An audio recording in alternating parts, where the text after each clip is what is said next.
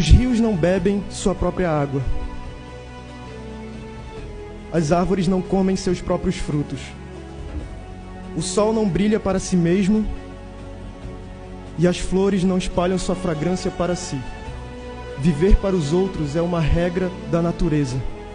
A vida é boa quando você está feliz, mas a vida é muito melhor quando os outros estão felizes por sua causa.